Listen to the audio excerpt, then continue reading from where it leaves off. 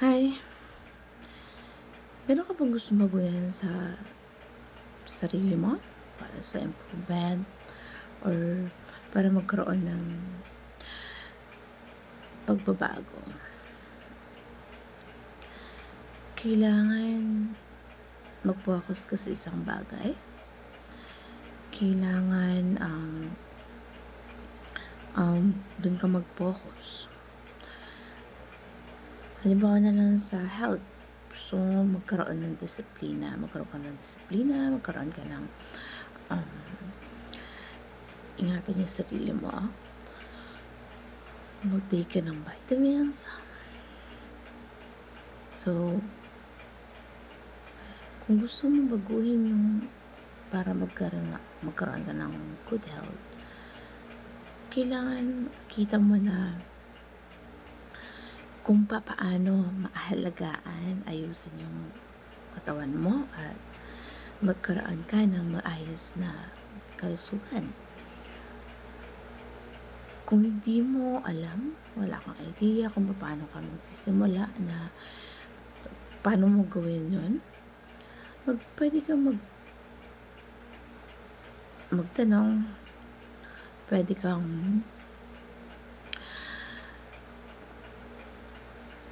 magbasa, pwede kang manood para matuto ka kung paano nga ba kung paano mababago yung mga pagkakaroon ng disiplina sa ating katawan, kung paano para malaman natin kung ano yung magandang gawin. So, kailangan natin matuto kung paano disiplinahin ang ating sarili para magkaroon ng healthy at hindi ito mababago na sa isang exercise lang, sa isang hindi mo pagkain, pagdadayet mo at hindi ito pwede mangyari kung ikaw mismo sa sarili mo hindi ka consistent na mag-exercise, hindi ka consistent na maging disiplinado sa pagkain, hindi ka pwedeng magkaroon ng maayos at magandang kalusugan kung grabe kang kumain, wala kang pinipili sa pagkain. So, magkaroon ka ng consistency. Magkaroon ka ng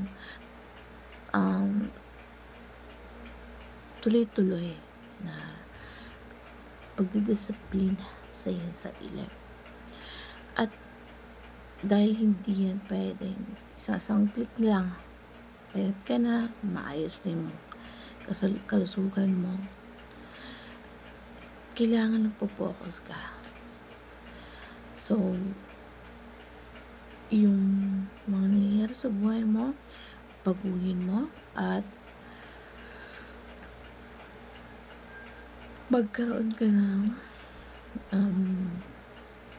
maayos na pagsunod sa kung ano gusto mong baguhin at simulan na baguhin sa sarili mo para ma-improve your health, para ma-improve yung sarili mo, magkaroon ng maayos na health. So, para makita mo sa sarili mo at magkaroon ka ng maayos na katawan, hindi mo dapat baguhin agad-agad. Hindi mo ba dapat na mag-switch agad kung anong pwedeng mabago agad sa sarili mo. Kasi matagal na proseso kung meron ka mababaguhin. Kasi lahat sa process pa lang, minsan nga hindi pa natin alam kung paano natin gagawin. Hindi pa natin alam kung anong dapat natin decision na baguhin sa buhay natin. So, if you want to to fix your life, hindi mo bago lahat agad-agad. Kundi, baguhin mo isa-isa at i-improve mo kung ano man yung mga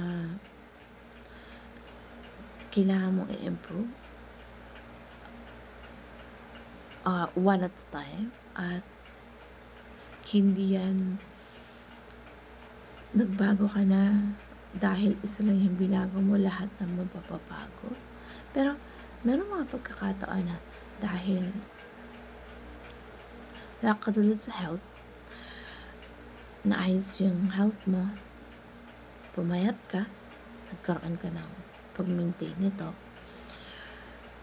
naging maayos yung pagdidisiplina mo sa katawan. So, kadalasan,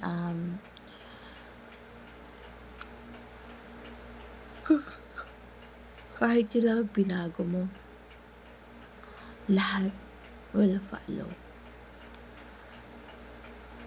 At dahil naging disiplinado ka sa iyong katawan, pati yung mindset mo naging discipline din. Kasi syempre hindi ka makakapagpapayat, hindi ka magiging disiplina kung wala kang pagsunod sa gusto mo mangyari, sa pagsunod sa mga kailangan mong sundin. Paano ka maging healthy conscious? So, all of the aspect of your life was good because natutunan mo kung paano maging discipline sa iyong health. So, all the lahat ng